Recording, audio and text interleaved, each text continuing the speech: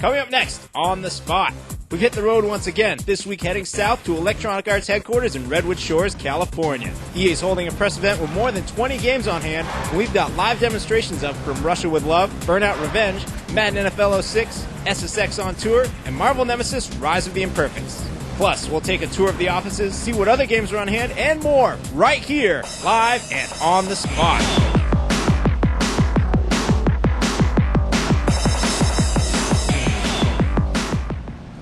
Hello and welcome to yet another edition of On the Spot. I'm Ryan McDonald, and we're joining you today, as you couldn't tell, right, on location here at Redwood Shores, which of course is the home of the headquarters of Electronic Arts here in Redwood City, California. Joining me right now is Glen Schofield. How you doing, Glen? All right, you? I'm doing great. Fantastic. I can't tell you how excited I am. We got started a little bit later than usual. Had some stuff to get settled, but it looks like we're rolling now, and we got all kinds of stuff. So let's just jump right into it. You got one of the hottest games here. Why don't you tell the folks at home what you do and what you brought to show off?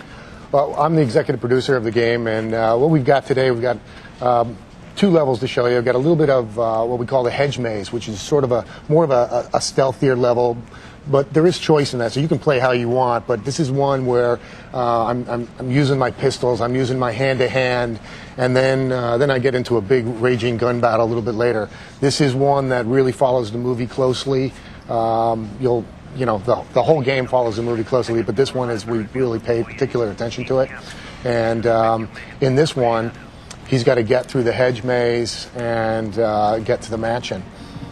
And so what we've got is it's our second level in the game. Our first level is just this crazy action-packed level, everything happening, explosions. And then we come into this one, which we settled it down a little bit to try and, show everybody the kind of variety that we have in the game. Now, the explosions and the crazy level action that you're talking about, that was actually what you showed at E3 you were talking about before, right? Yep, our London level. Yes. And now, you actually, aside from the hedge action and the stealth that we're going to see here, you're also going to show us a little car action later on, right? Yeah, we're going to do that. Sweet. Yep. Now, as we're seeing this, what exactly is and this, for the folks that don't know, you guys got Sean Connery involved. You want to talk about that a little bit?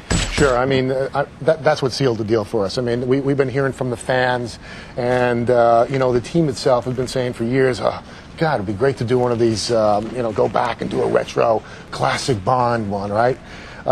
Just never thought it would happen, but when Sean Connery signed on, the deal was done, and everyone said, "Go make it." Right on. So, we got Sean. He's working in the studio with us. It's been great. Sweet. Now, I'm glad you're talking about some of the older movies, because a lot of the questions I saw as we were talking about before we came on, that was coming in from the audience, was basically what made you guys choose on this particular movie. There's a lot of great Bond movies. Why did you guys like this one, and how close did you guys stick to it? Well, we chose this one because it's got a great story. It's wonderful locations. You're all over Europe. You're behind the Iron Curtain at the time. So you're in Turkey and Istanbul and Russia, and then we go to Venice and in London. So the locations are beautiful for, great setting. We want to really try and tell a story in this game. I mean, a lot of games will have a great gameplay, but at the end of it, you don't know the story. So the idea is tell this story. And it's got a wonderful villain in Rosa Klebb is a great villain. You've got Red Grant is a great villain. So everything kind of came together. And then to top it all off, with talking with Sean Connery, he goes, this is my favorite movie that I ever made. Oh, wow. So, that sort of sealed the deal. No doubt. Now, some of the gameplay we're seeing, obviously fans of Everything or Nothing are going to see some stuff that they see similar. Right. Can you talk about the gameplay and how it's different and how it's the same? Yeah. So we've got this new focus mode where what he's doing right now is he can focus in on a character, and you see there's different hit points. And what that allows me to do is, if let's say this guy's got a hand grenade, I can take out his hand grenade and maybe take out a whole bunch of guys. So what I do is I'm thinking more like Bond. I'm waiting until maybe the guy with the hand grenade goes with 3 guys. So I can take them all out at once with 1 bullet. And then we're going to reward you for that. If you play like Bond, we're going to give you, more points, which allows you to upgrade your weapons and gadgets, which is also brand new for a Bond game. Oh, wow. So we've got a big scoring reward system. We've got these RPG-like systems involved. We also have an inventory screen. So I can go in that and I can change my costume, I upgrade my weapons, things like that. Now, what you're saying, let me just mention here, this is an alpha build, so we don't have a map on here. We will have the map like we have had in other games, so that you won't get completely lost. Okay. And I guess the thing we should mention for the folks at home, what they're seeing right now is the gameplay from the Xbox version, correct? Yes, correct. And the other thing that we should say is that on today's show, EA is for their Gamers Day today. They are focusing on the current consoles right now. They're going to show those games off, and then at a later date, I'm sure you guys will be more than happy to show off your next gen stuff. But today, you're focusing on the current generation stuff. So absolutely. I mean,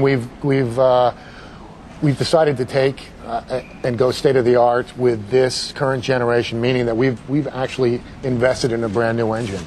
So, I mean, we're taking this generation of games seriously. We put all this time and energy into a new engine just for this game. So we've taken some of the best pieces from Eon, Everything or Nothing, or Return of the King, or one of those games, and we brought them into this engine and then built a new renderer around it, so that we can really show off this generation of games. Now, how far along are you guys? You had mentioned, I think you said this was what build is it, alpha? This is about an alpha build, yes, which means the game will come out at the end of October. So we've still got about 3 months to polish the game. So this game is in a great place. We've already got our 14 single-player levels, which are very big, 2 or 3 parts to them. They're all in production, all at alpha. There's 7 multiplayer and a bunch of other hidden stuff. And so we're at the point now where we're going through and being able to polish. It's a luxury in the game industry to have this kind of time to polish a game. That's what we're doing. Right on. You're also seeing a new hand-to-hand system in here too. So when he goes up to punch a guy, which let's see if he can do it here, you'll see an icon come up, and if he hits the icon right away, he does a finishing move like that. Oh wow! And that also gives you new points and allows you to upgrade quicker. Now we'll highlight that system a little bit more so that maybe it's in slow-mo or there's some special effects around it. But so there's a bunch of new stuff in here. We've also got the jetpack in the game. Oh yeah, I saw that flying around at E3. That was awesome. Yeah. Now the car level that you guys are going to show, that's actually a little bit further. That's not quite as far along as this level that we're looking at right now, right? This one's probably a little bit more polished. The car level is getting there. I mean, it's good enough for us to be proud enough to show to you. Fantastic. But yeah, I mean, I'm looking at this and still seeing a lot that we have to do to it. But it's already we're doing a lot of focus testing on it. People love it. The amazing thing is that I'll see one person will come in here and they'll do the whole thing crouching. Oh, really? They want to do the whole thing stealthily, one bullet. See another guy come in here and go, okay, I'm just running, I'm shooting, and we love that. I mean, the idea of this game is choice. I'm definitely in the second group of people. I might be too, Yeah. We're gonna get some questions, I think, from our audience here in a sec. Of course, GameSpot Complete members, if you are watching at home, all you got to do is put your info in the page, send us the questions, you'll get it here on the set. And while we're actually going to pull those questions up, but I don't want to cut away just yet because you guys got to a structure, right? Yeah, this is one of the guardhouses inside the hedge maze. So he's coming to it. What he had to do is get a key so that he can open up another part to the level. I mean, this is we've got some big levels. We've got checkpoints in it. And the other thing about the game is that Everything or Nothing would have standalone levels like, okay, this is a stealth level, this is a driving level, this is a, whatever. This engine allows us, we've got it all in one. So in one level, you might be in a boat, and then later on in the level, you're going to jump in a jetpack. You can be in a car in one part of the level, and then, on the back of a turret later. I mean, what we've done, we integrated the whole thing. So the levels just keep throwing stuff at you. Variety, variety, variety. I know. I got a question here from Anders in Denmark. Well, he wants to know, have you added something to the location story? And his question is basically, how close did you guys stay to the storyline of the movie? And Sure. you guys have extra stuff in there? Oh, you bet we do. First of all, like I said before, it's a great story. So we make sure that we are painstakingly telling the story. But then again, we've also got a couple of new levels in there. So we've thrown in we've thrown in 3 brand new levels. And the other thing that we've done is that, let's say, in the movie, you might have one scene in the Russian consulate. Well, we built the whole Russian consulate. We tell the story in that one room so that you know the story, but then you can go explore the whole thing. So we've done that throughout the game. We kind of call it our director's cut. Excellent. While we're looking at some of these questions, maybe we can get the car level loaded up here pretty quick. Sure. Okay. And while you guys do that, I'm going to throw this at you. Adam from Scotland wants to know, will we see any multiplayer features in From Russia with Love? Oh, a good question. Yeah, we're pretty excited about the multiplayer. We have, in the last games there was the co-op. Well, in this one, we've got 4-player head-to-head deathmatch. And it's something that we've taken extremely seriously. We've had a separate team, internal here working with us that has been making the 4-player. So it's head-to-head. Some guys can jump in a jetpack. We've got all the gadgets that are in the 1-player. We throw them into the multiplayer. So it's pretty cool to see a guy using a laser watch, another guy's in a jetpack, another guy's in a vehicle. It's just great fun. Now, you mentioned the co-op in there. That's actually a question that John from Wisconsin wanted to know. He wanted to know, will it have any co-op features? We're not planning on the co-op right now because all the reviews that we had gotten back from last year's were like, hey, this co-op is fun, but give us deathmatch, man. So that's we want to give them what we heard. That's awesome. Bryce Gilbert from Monroe, Washington wants to know, since the film has been out for years, was it easier to make the game since you don't have to worry about spoilers or anything? Was it easier to make the game? I think it's still, there's some difficulties to making a game like this, but it was, now that we have a great story, that part was easy. You don't have to wait for the script to come in there. But I think the hard part about this was telling this story. I mean, you've got to tell a story, still have a lot of gameplay because it's a complicated story. But it was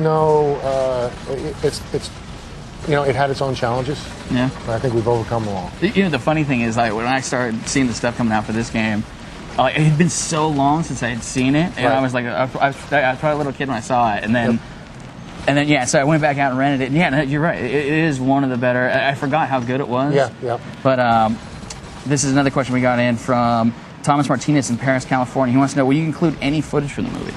Yeah, then not only do we have, there'll be some unlockables here and there, but the whole front end and the UI screens and the HUD and stuff like that, you'll see clips running throughout. So you'll see it from you open up the game, and there's our front end, and that will have clips from the movie right in it. So we're showing whatever we can. Fantastic. Adam in Kilmarnock, Scotland again. Will we be able to unlock any stars from previous movies? I guess he's probably asking for the multiplayer, I guess. Right. Yes. Multiplayer. We do have some different characters. Now we've kept it to the Connery era guys. Yeah. So there are they have to come from the Connery era movies. Can you give us any insight into some of those? Without getting you in trouble, of course. Yeah. No. A lot of them are unlockable and hidden, so it'd be better off. But one thing I want to say is that some of them are in there, specifically for the Bond fan as well. So not only are there a couple of the big names that you expect, but there's some of the lesser guys in there that you go, holy cow, I can't believe they threw them in there. Sweet. So that's our hats off to you, Bond fans. Fantastic. Well, thank you once again. I think we're about out of time. Okay, thank you. For the folks that are watching, maybe we'll get you up to the studio when you guys are further along and bring the game along. You got it, anytime. Get some deathmatch on. Yep. But once again, thanks for coming by. Right now, we're actually going to take a look at a tour that we shot of the EA facilities here in Redwood Shores, and we're going to run to that. When we come back from that, we're going to take a look at Burnout Revenge with Rich and a whole bunch of other stuff. So stay tuned. Hi, I'm Julie Wynn, Manager of Community Relations and Corporate Giving here at Electronic Arts. Thought I'd take an opportunity to show off the place a little bit. Maybe you'll see something you recognize or something you want to get. Come on in. So welcome inside the lobby of our studio here at Electronic Arts. As you've just seen, our big screen is showing the clip that we showed at E3. These awards here started in 1998, given to teams who've sold more than 500,000 units of their respective games. To give you an idea of how the bar is climbing, 3 years ago we stopped recognizing teams who sold less than 1 million units. This year, we're only recognizing teams who sell more than 5 million units. This Ducati was used in the filming of our 1993 Road Rash game. We had a member of our team, as opposed to a professional stunt rider, take this bike out. You can see he took a turn a little too quickly, ended up skidding out, break both of his arms and 2 of his ribs, got a little bit of a gash on his head by the looks of this helmet. This is an example of working hard and playing harder. So when we hear that we put blood, sweat, and tears in our games, some of us really did. The real assets of the company, the reason we're able to do what we do, is the employees. We had this photo taken in 1999. We made $1 billion that year for the first time, and we thought that we were pretty slick. So we got out in the square, circle, and triangle, 3 shapes of graphics, which are our original logo, out on our lawn in the main quad, and had this photo taken. In recognition of patented technology devised by our employees here at Electronic Arts, we have these plaques up in our main lobby to showcase the talent that protects our copyright on certain technology, mostly having to do with the speed with which your instructions given to the controller respond on the television or the console.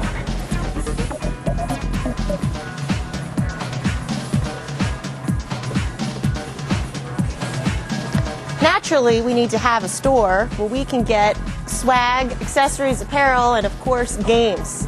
Here at Electronic Arts, we try to promote and advertise not only our products here, but among our employee base. NBA Live 2003 was the first soundtrack we sold separately from one of our games. The soundtrack went platinum. And we'll see the rest of that tour in just a minute. But right now, I'm sitting here with Alex Ward, creative director of Criterion. Welcome, Alex. Hiya, how are you? I heard you've been through an epic travel. Something like that, yeah. Came thousands upon thousands of miles. Yep. For the sole purpose of just showing us right now and all of you at home Burnout Revenge. Absolutely. Let's hope all the late nights and junk food have been worth it. I bet it will be now. Recently, E3 happened. Yeah. I was lucky enough to be on stage with executive producer Matt Webster. He showed us the game. But we have a new preview up on the site right now and some new gameplay footage. And I hear there's been some changes made since E3. Yeah, absolutely. This is the latest version of the software we're showing today. We cut this in the middle of the night, 48 hours ago, so it's greatly further on than what we showed at E3. We're showing new tracks here for the first time, which nobody outside of our team has seen yet. We're showing crash mode now to all the people here at the event today, so that's pretty exciting for us. So this is our kind of first public focus test of the software, so it's pretty nerve-wracking at times, I can tell you, but it's going okay so far. So and your team right now, hopefully watching as they work on the game even more? It's midnight right now, and I know a few people are still in the office. So Siobhan and Dave, I think, are still there. So hello if you're watching, guys. But it's a late night, so if you're still awake, well done. Nice. Now, let's hop in and see all the work you guys have been doing. Okay, cool. I'm going to show you right now one of the new tracks. Nobody's ever seen this before. This track's called Angel Valley. This is a race from rank 5 of the game. This new track's just phenomenal. It's probably one of the greatest Burnout tracks we've ever made. Whoa. I'm driving in here in one of the supercars. It's pretty fast. And one of the new things we've got in the game you'll see straight away is what we call checking traffic. So I can hit any same-way cars. This is totally new for Burnout. Previously, for the previous 3 games, we've taught you that traffic is bad, and if you hit them, it's going to be a wreck. There's a very cool new takedown, but this time, anything same way you can hit. Nice. So one of the key inspirations for us in the race side of the game this time has been to emulate the car chase in the movie Bad Boys 2. Oh, no way. While we thought the movie was pretty lame, we really liked the chase sequence with the Ferrari, so, that's a great movie. Just imagine that movie is much loved around the GameSpot office. The first one is much better, if you ask me. Yes, the chase definitely, of the Cobra obviously, at the end. yeah. I've just taken a shortcut here as well. This is something all new for us in Burnout this time. Shortcuts and alternate routes. Look for the flashing blue lights and I'll show you a cool shortcut. So expert players for the game will be taking all the shortcuts and secret routes around this track, which is loosely inspired by LA. Here we're running on PlayStation 2. We're really happy with what we've got out of the machine again this year. This is a new rec. Again, I can after-touch, I can slow down time and move my car. So the new game is all about taking fighting and battle into the next level. Burnout's, battle racer really at heart. And again, we want to take takedown to the next level, bring new game modes to the table, always improve our online experience. Oh, man. And I tell you, checking traffic has completely changed Burnout, changed the way it played. There's been a lot of pressure on us to make a game better than Takedown. When we started the project, we were kind of thinking, is that going to be possible for us to do? But checking traffic changes the way Burnout is played. It changes the game completely. And the new game mode, which I'll show you after this, is called Traffic Attack. Because whenever we make a new Burnout, we always bring a new game mode to the table. Right. If you remember, Burnout 2, we introduced Crash Mode. Yep. Burnout 3, we introduced something called Road Rage, which was a big hit. Oh. Burnout 3, we're introducing Traffic Attack. And we have some cool new stuff in Crash Mode. So down here, again, this is our little homage to Burnout. And Bad Boys, I can drive along, I can check any same-way vehicle. So if you see the tail lights, you can hit them. And I can use these traffic cars to take down my rivals as well. So traffic check, takedown. is one of the coolest things you can do. That's a great description of a move. And now that is too big. And now I'm bailed. If you hit a semi or hit a bus, you're going to die. If you hit anything head on, you're still going to die.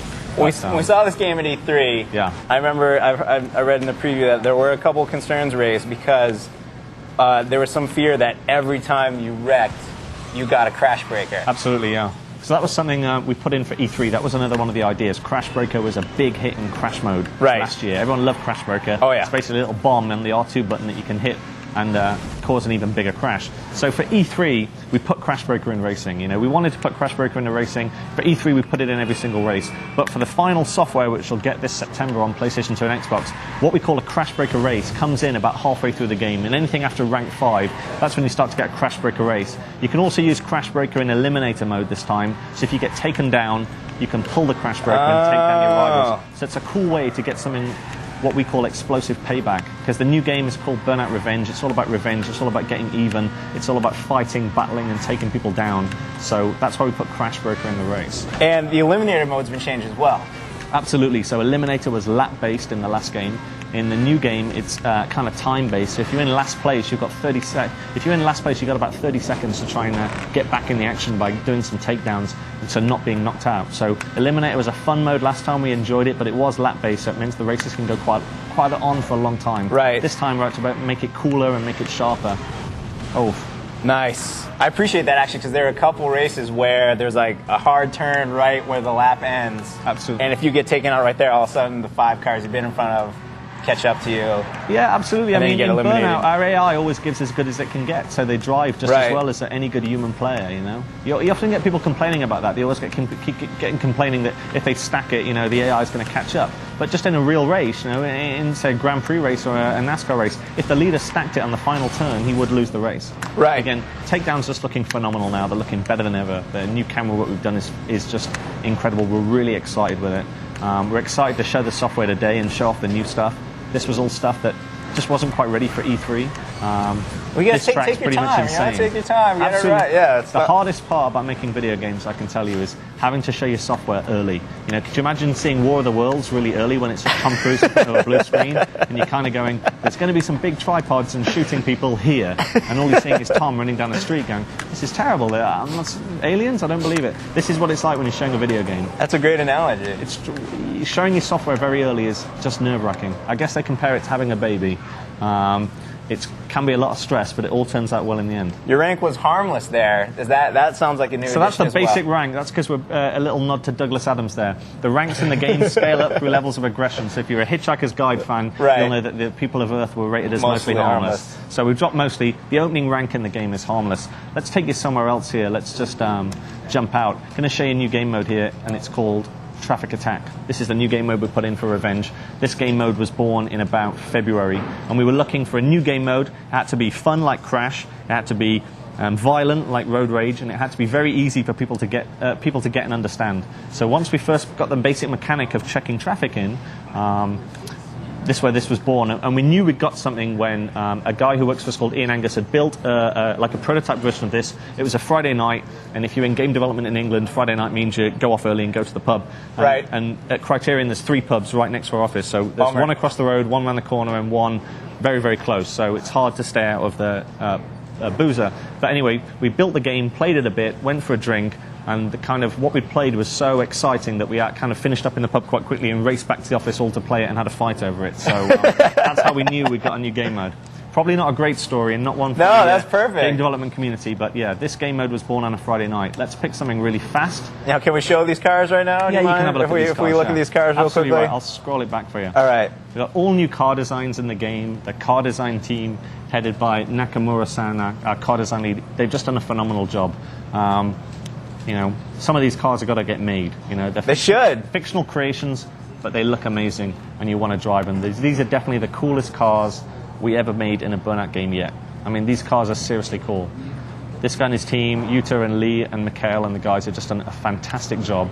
There's some meaty cars. So the cars are split into like muscle cars. Mm-hmm. These are cool cars built for fighting and battling, or we've got race cars.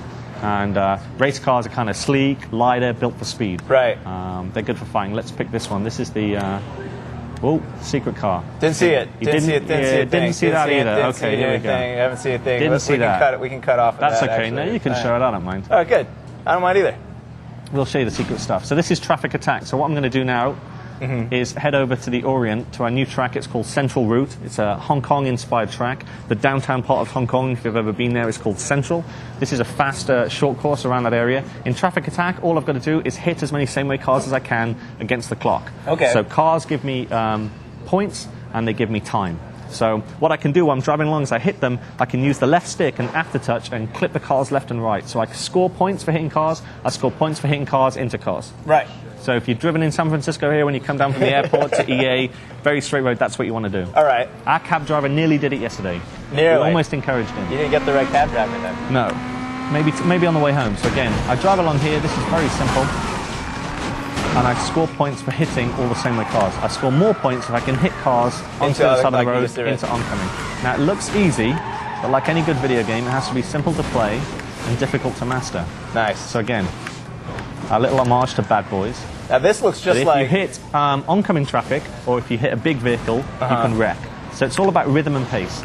And the clock does not stop, as it shouldn't. The clock counts down. This will be a terrible demonstration, so I like to run out of time. But no, let's see. So it's Burnout meets 24. Just without the Jack Power part. Oh, so this looks just like Hong Kong right here. And if you've been to Hong Kong, yeah, our guys went on location and took a load of pictures, absolutely. But it's not actually really Hong Kong, because the actual real part isn't going to make the best racetrack. So we go to real places, we always have since the first Burnout. But, we take pictures and we scout for reference. So for the new game, we came out to LA, we went to Yosemite, we went to Hong Kong, we went to Miami, and we take real pictures. But the onus on us as developers is to make a tight, fast track that plays really well. And sometimes the real places just don't, they look nice, but they don't really play well. Can you say exactly how many different places we're going to see in the game? Or that was a ton. I'm really bad at maths. I think there's 8, but don't quote me on that. I won't. Actually, you can. Okay, Alex Ward said there are 8 different locales in the game. But I'm well known for getting it completely wrong. So, ask me how many cars in the game, I couldn't tell you. Do we have any questions coming for the game? All right, cool. We do have questions coming, so you have to buy us some more time while they get here. This would be like a Tesla camera. Exactly. I like that. So the time keeps adding up for every car I can hit. If I hadn't crashed there, I would have stayed in the game. So I'm out of time. And we always think it's very exciting to blow the car up at the end. Because we kind of like speed, Right. Stay on or get off. Now, we're not going to show it today. We do have footage of it on the site. Yeah. Can you explain for us real briefly how a crash mode can be like a game of golf? Yeah, there've been many times, I'll tell you, over the past 3 months that we've totally regretted ever saying that. Okay. Crash mode is like golf. So crash mode last time, I guess it was kind of like 10-pin bowling. The car is a bowling ball. You held down X, you steered this bowling ball car into an intersection and hit skiddles, which were cars, and you did a big crash. And this was invented by a guy called Chris Roberts, who works with us on Burnout 2. And it was a side mode in Burnout 2. We expanded it more for Burnout 3. And then for Revenge, we wanted to take it to the new level. So we kind of looked at golf because we're big fans of Tiger Woods golf. And we kind of looked for golf because golf is a game that has depth, skill, replay value, and strategy to it.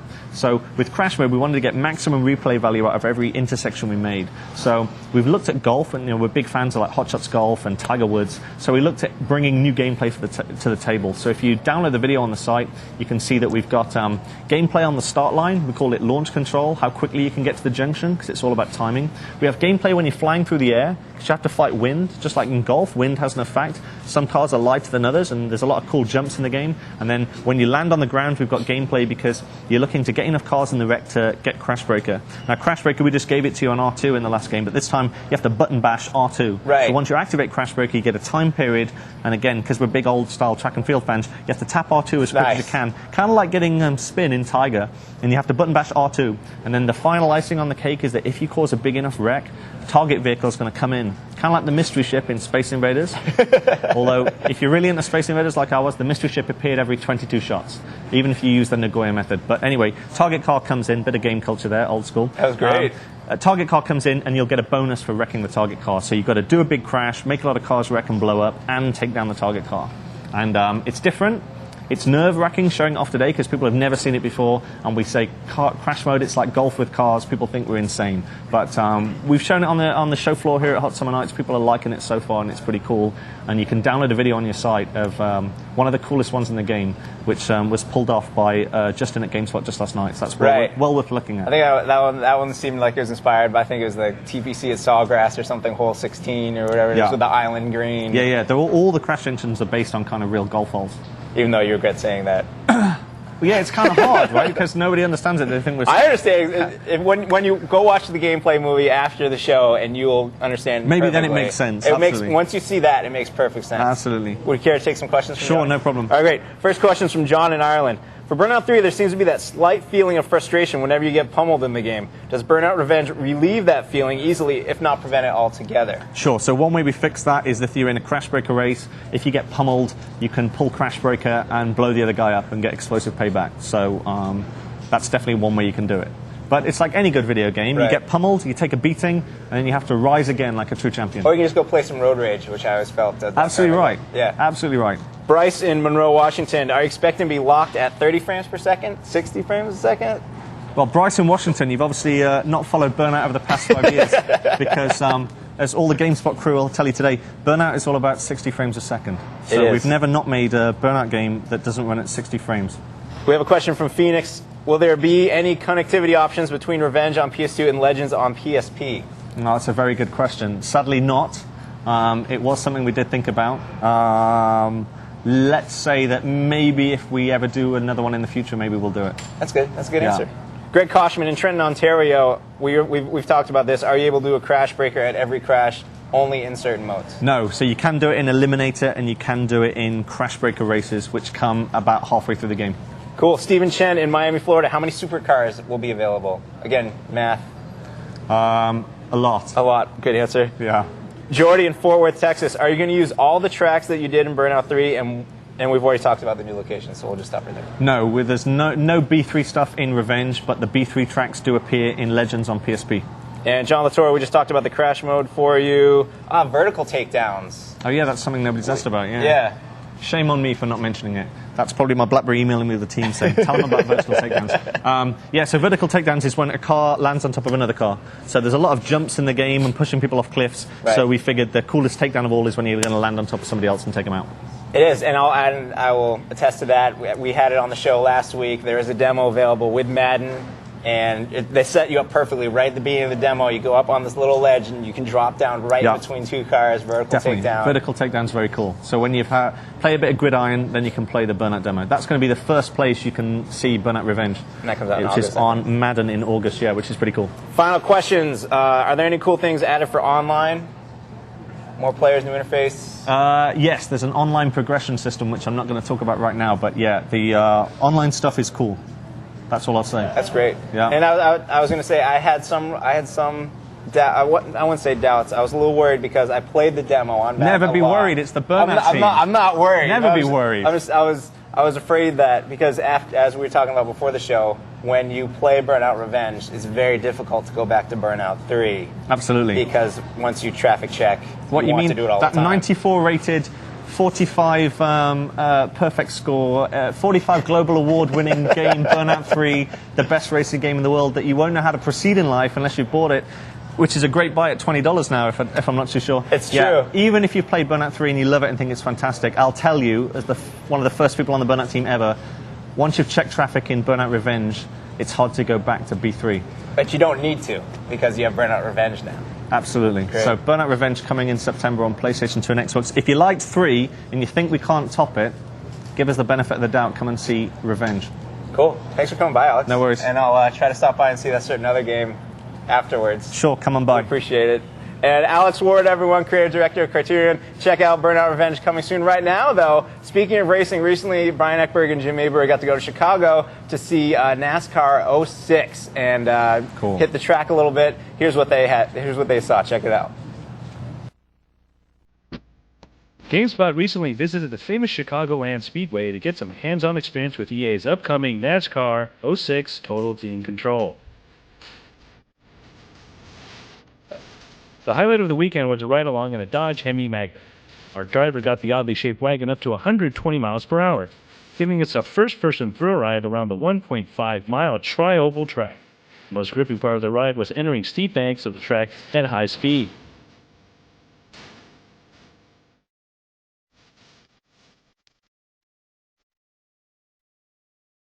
Wandering around the infield gave us an inside look at all the activities in and around the garage. Cars are anything but quiet, and the fumes from the racing fuel left us with a burning sensation.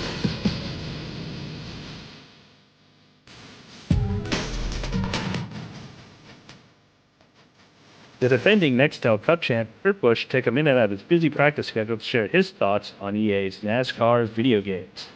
Road courses are great to get good knowledge off of them. Those have been the biggest impact for me in video games. I go and try to play the Indy road course all the time.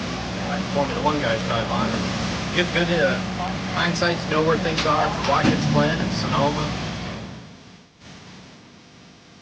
I would say in a video game concept you could put when you get your last set of tires for the race, there's no more teammates. It's pretty much where you come off pit road and if there's a teammate right in front of you, he's going to make it tough to be faster. Watching the race from the infield isn't as glamorous as it might seem. It's difficult to see the entire track unless you're up high, like on top of the many RVs that litter the area.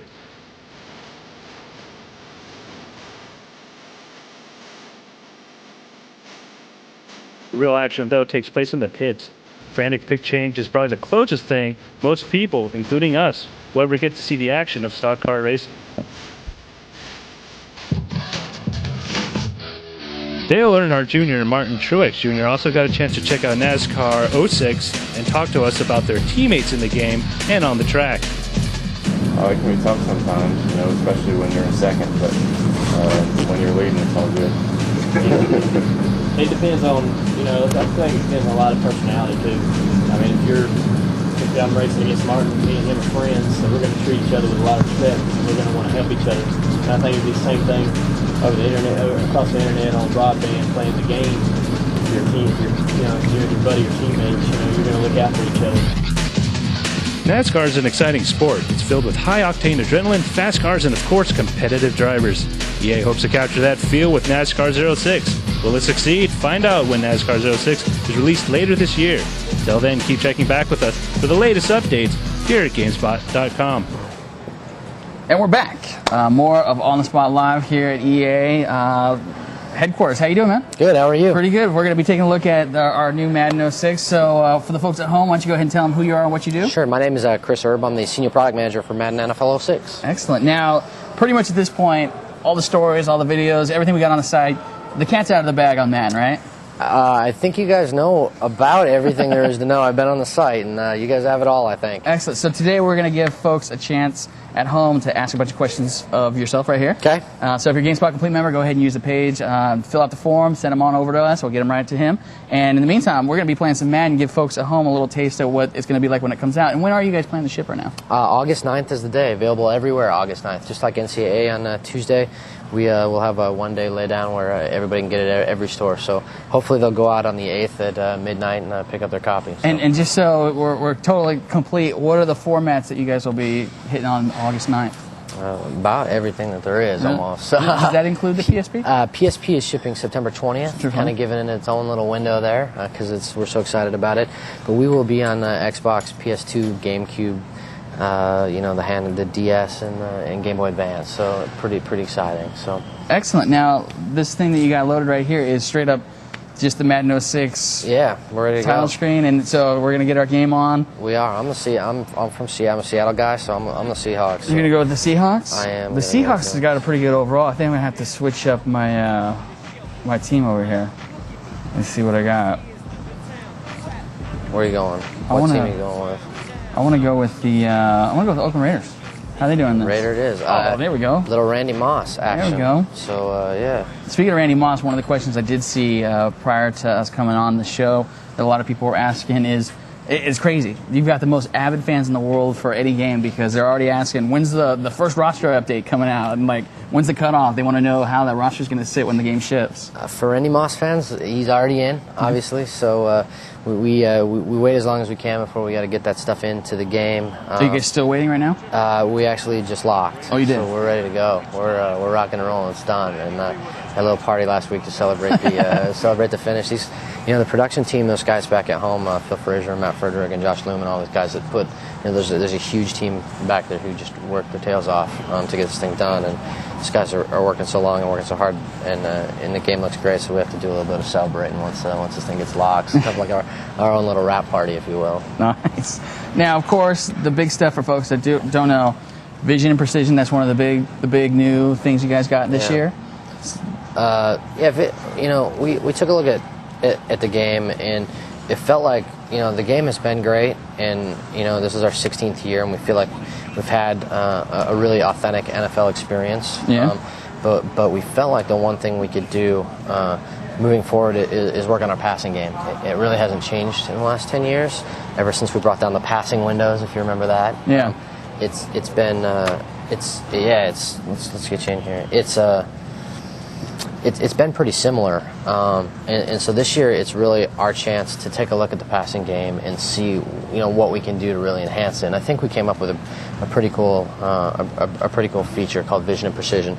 The idea is users are now going to see what the quarterbacks see on the field, and so the idea there is no longer are people going to be Michael Vick, run around just kind of throwing the ball wherever they want. They're gonna have to focus on what the quarterbacks focus on in the NFL, and that is seeing what's down the field. So the idea is, you drop back and you got to look downfield. And we sat with a lot of quarterbacks when we were working on the feature, trying to get it right. And Donovan McNabb and Dante Culpepper and a lot of these guys really helped us understand what you're supposed to be looking at when you're a quarterback. And we think we kind of nailed it. So we're pretty excited about it.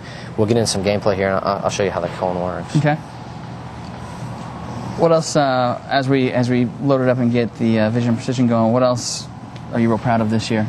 Just so the folks know, you were telling me this is your first year on the Madden series, right? It is, yeah. It's kind of an honor. I've been a lifer, kind of a Madden guy for life, and had the opportunity to come down and work on the franchise, and that's just really like a dream come true, huh? Oh, absolutely, yeah. I'm kind of out of my mind. Just every day I'm going to work, I'm working on Madden. It's like, wow, are you kidding me? So it's kind of an honor. So the first couple of days you're like just walking around meeting people that you're like, wow, I know you, but I haven't met you. So it's great to get to work with some of these guys. So we've been there a while now, and I think we've got it in really good shape. There's a lot of things that we're proud of. I think the Vision and Precision is probably my favorite addition this year. We've also added Superstar mode, NFL Superstar, which people have been on the site have seen is kind of like franchise mode. But it's a single player mode, and it's instead of managing an entire team and a lot of the stuff that goes into that, you're managing one player's career, and really trying to take that guy from being a rookie to an NFL Hall of Fame. I mean, the second. That's okay. I saw how that works. See, I wasn't even watching. I've been doing this a while. He's taking advantage of my lack of vision and precision skill over here, Rich. He's sacking me without letting me get my throwing off. What team you pick? I picked the Raiders. Wow, there's a comment on their offensive line. It's all right. He wears like Patriots jerseys on every show, so I think people know that. So. Let's see. Oh, look at it. Randy Moss going to work. Penalty on the Seahawks, too. So look at that. Look at that. All-around good play. What you see there is we actually added, which we haven't talked about, is our precision passing, which is the first time we've really been able to let, usually in Madden, the receiver always tries to catch the ball here. So if we throw a deep ball, he's backing up trying to catch it there. This year... We can actually take a look at Randy Moss going up for that, huh?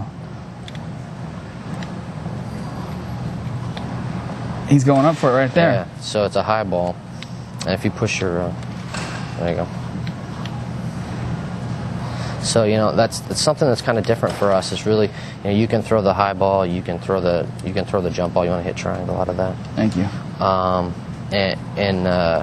And lead receivers, throw low balls. Perfect example of what you want to do with Randy Moss is just let him go get it, if you will. Throw one way down the field or throw one up and just let him go get it because he's such an athlete. So, my Seahawks don't quite have those receivers right so now. How do you hold up here against the veterans? I've been holding my own with the marketing guys, It's the production guys that are. I gotta build some time, and they know every little trick in the book. So I'm on my way to learning those. Like I said, I'm new, but I'll get those down. I'm getting some questions here, so I'm going to throw them at your direction if you don't mind. No, absolutely. All right, I'm going to do this play here. No, go ahead and read them while we're playing here. That's fine. I see how it. Oh, look at that! You just no mercy. That was no mercy. Yeah. So while I throw these questions at you, you want to load up, since you're killing me anyways. Might as well load up the superstar mode and show that off. Yeah, absolutely. And while you do that, let's see what we have here. We've got Ed Witt from Pittsburgh, Pennsylvania. He wants to know, what do you think is the best and most significant change that Madden 06 has from its prior versions? I guess we kind of talked about that. We did a little bit. I mean, I think off camera, you and I talked about what the best things in the game were. Superstars right now is a really cool thing. What I think vision and precision is going to change the way people play football games in general. And to me, that's pretty exciting. It's going to be a shock, I think, first time people get their hands on it. But once they get into it, it's such a fun mode. And I've been going back and playing 05 a lot. And it's a great game, but I feel like something's missing. So I've really adapted really well to 06, so I'm pretty excited about it. Joe C. out of Pennsylvania wants to know, he read somewhere that in addition to vision precision, you actually touched on this moments ago about the high and the low passes. He was hoping that you could elaborate a little bit of that, like specifically the gameplay. What do you do to make it so you go high? Which way do you go? Yeah, no, absolutely. So the idea there is as you press your pass button, you're going to control where you go with the ball with your right analog stick. So, you're moving your quarterback and you want to throw a high ball, you're going to go up. You want to throw a low ball, you go down. And depending on which way your receiver's running, you're going to press left and right to lead him or to come behind him, if you've got a defender in front of you. Try to pull him out, yeah. It's at the pass stage, and it's with the right analog. Excellent. This is from Alexander Knight and Van Nuys. Since you're in QB vision mode and it's harder than without it, is that true? Is it harder than without it? To play, say that again? Because you can actually turn the QB vision mode off, right? You can. If it's something that it's not working for you, you can actually turn it off. We've kind of tuned it to every level. So on pro level, when you load up, when you're passing outside of the vision cone, you're not going to get as severe penalties. But as you work up in the progressions, it's going to be tougher and tougher. So when you get to all Madden level, after the receivers are done running their routes, the icons are actually going to fall off the screen, and you're only going to be able to pass to people within that cone of vision. So that's, obviously, all Madden's the toughest, but there's a level for everybody, so you can build your comfort level up.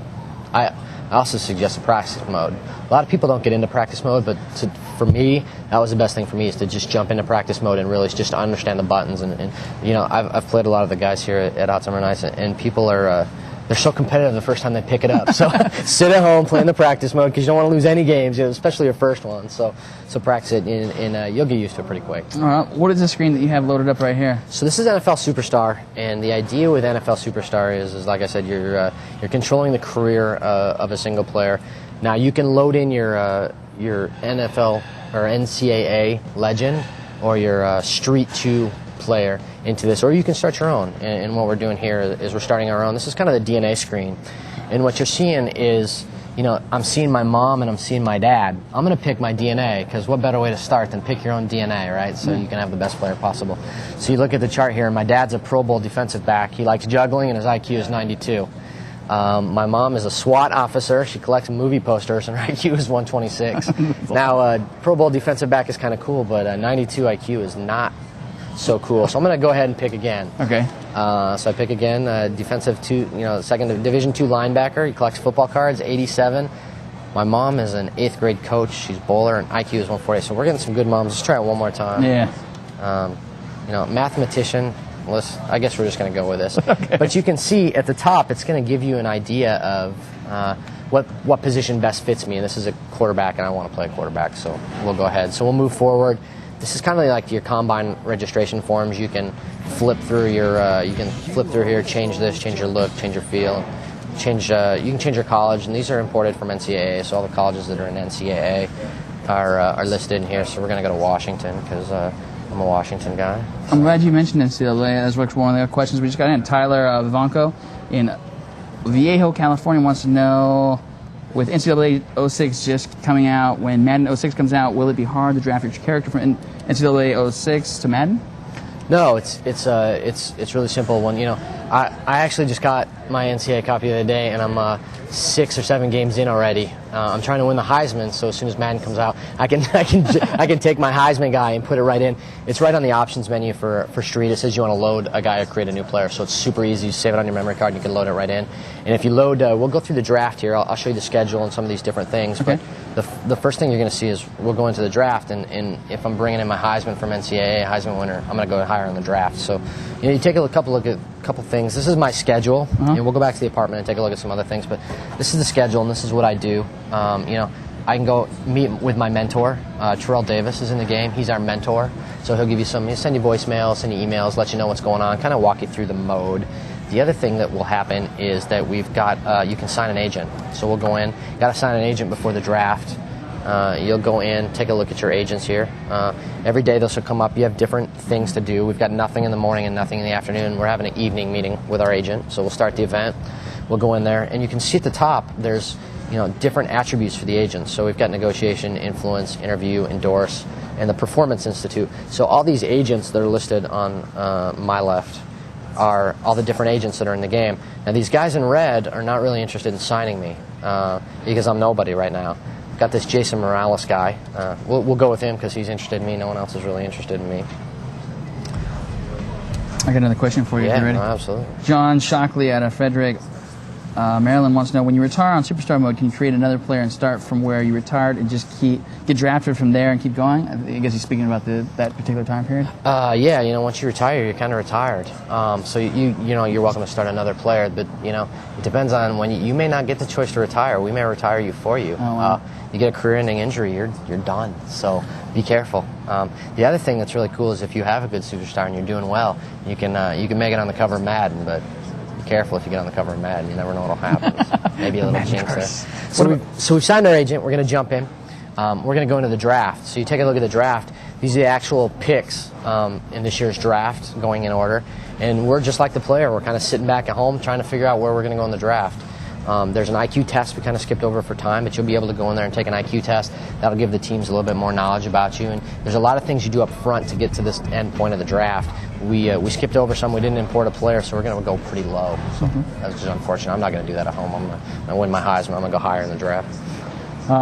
Aaron DeLeon from Rialto, California wants to know, are they going to... You obviously talked about the Madden 06 is going to come out for the PSP in September. Now, obviously, and that's something we'll get to, I'm sure, with this. Is the PSP version going to be online? This one is obviously online. Are you guys going to do any online with the PSP? Yeah, no, absolutely. The PSP SKU right now is great. You're going to be able to do both ad hoc and infrastructure with PSP. So you'll be able to do both. As a matter of fact, your PSP is actually going to link to your PS2. There's 2 ways to link it. You can link it with a USB cord, or you can use one of our new features online, which is called the EA Locker. It's kind of like a memory card in the sky, and what people can do is put files up on their lockers and share them with other people all across the country. So you can actually, if you want, have a franchise on the PS2, take those files to your PSP, play the franchise games on your PSP, and put them back on your PS2 if you want. So you're telling me I can start my franchise on here.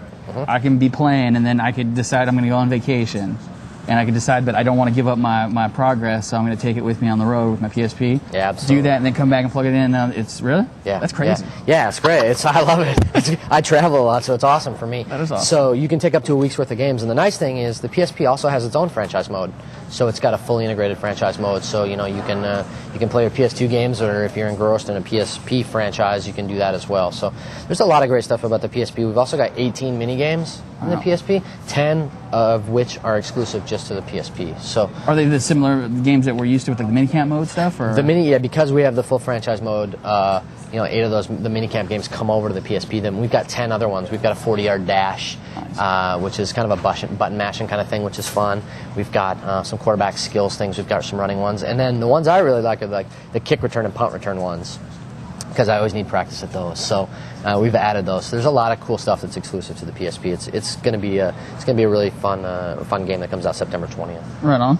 I've got a ton more questions, and they just keep on pouring in. Good. So it. I'll keep them coming your way unless you want me to be quiet for a while. No, I'll just walk through the mode. What we're doing here is we're looking at our schedule in August, and I can back out, but we've been drafted by the Dolphins, and I can show you a little bit more of this.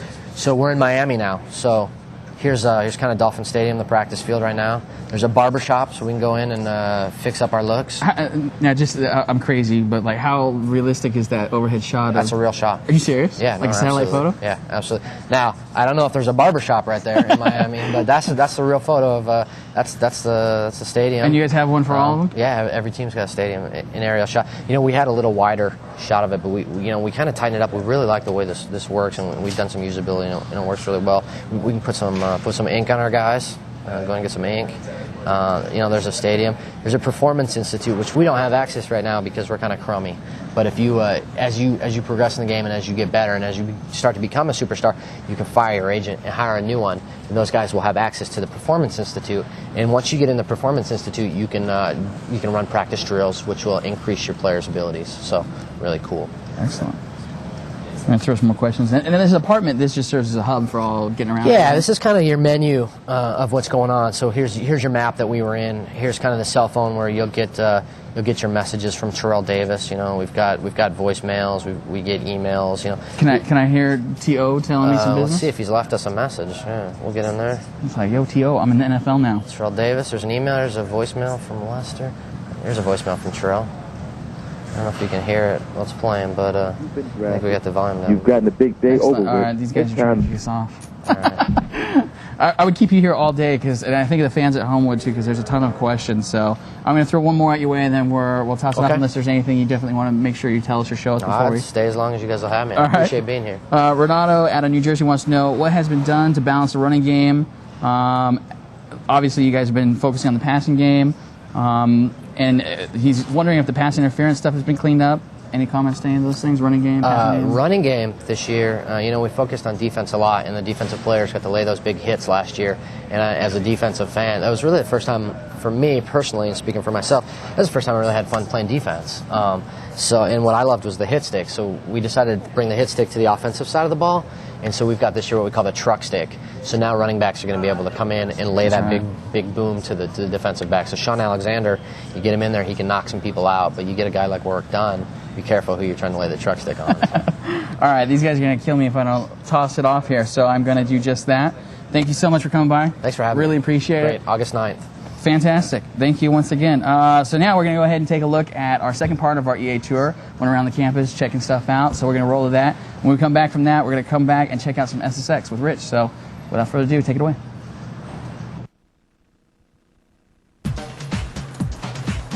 In order to remember our roots, how we started out, and the low pixel count, we decided to set up some milestones down this hallway.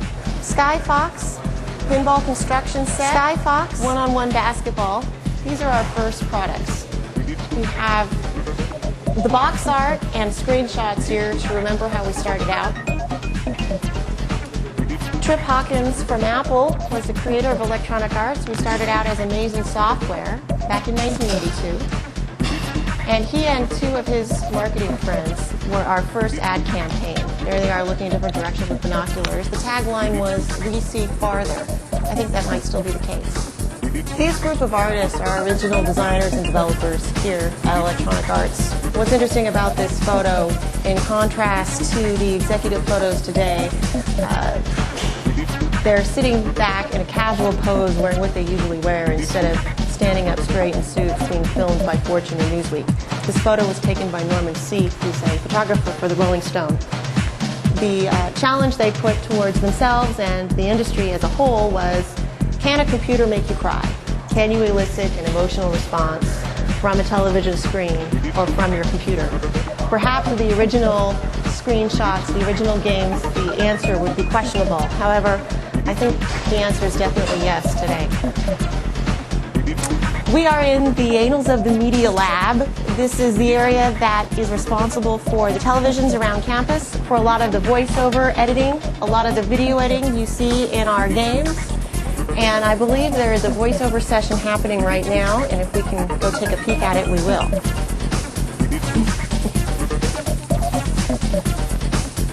Hi! Do you mind if we just take some pictures for GameSpot? They won't do sound if you don't want them to? I don't know about the thing with the game. What's the deal? Well, we're actually recording all of it, so. Okay, so we'll just... Two elements that keep recurring on campus, of course, are games and sports. We have a game room in every one of our buildings, and of course, games in every lobby. This game room is available to employees 24 hours a day, 7 days a week. It's reservable for parties, but not for meetings, because this is only for fun. Welcome to the EA Sports Bar. This is a replica of a sports bar. As you can see, this is now a conference room, one we use for staff meetings, conference parties, and just parties. We have something signed by every celebrity athlete who's appeared in our product. Back from the beginning with the white satin jacket from Jordan and Bird, to present day with the golf clubs signed by Tiger Woods. As we learned over in the other building, we had a 1993 exclusive deal signed by John Madden. We have a winning ball from the NFL and the AFL ever since then, signed. Also, of course, a ball by John. We have a shoe from Shaquille O'Neal and that of Michael Jordan here. This is a real fun change of venue, not only for meetings, but for interviews of prospective athletes, clients, and the press. And we're back, and I'm joined right now by Steve Anthony, producer of SSX on Tour. SSX on Tour. Very excited to see this game right now. SSX 3, a beautiful game, award-winning. Yeah, it was fantastic, and yeah, we're here to demo the new one and show you what it's all about. Now, the first thing that hits you about SSX on Tour is the style.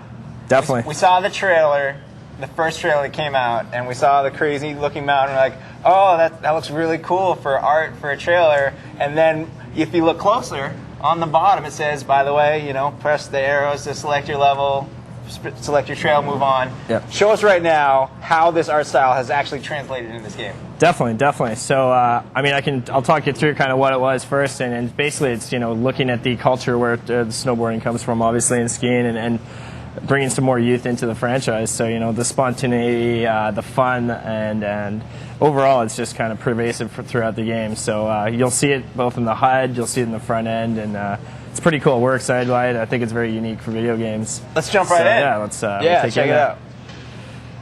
So the first event we're going to take you through here is basically a collectible event. So you're trying to collect 15 Skullby, which is kind of a collectible that we've come up with. And you'll see once we get in the game. Again, it ties in with this whole front end style. So a Skullvis is? A Skullvis is a skull head with a bit of Elvis hair on top of it. Obviously. So, yeah, obviously. It all fits together. So here's the race starting up right now. Yeah, so we drop you right in the world. There's one right there. And there's one right there, so you'll just start collecting them. Now, some people might say, hey, wait a minute, SSX, that's a snowboarding franchise. What's this guy doing on two planks? Yep. Yeah, it's something new that we've added, and we looked at a bunch of different things this year, and in the end, we felt that it offered enough differentiation and player choice that it was worthy of kind of going into the franchise. And so far, the feedback's been really positive. People just love it.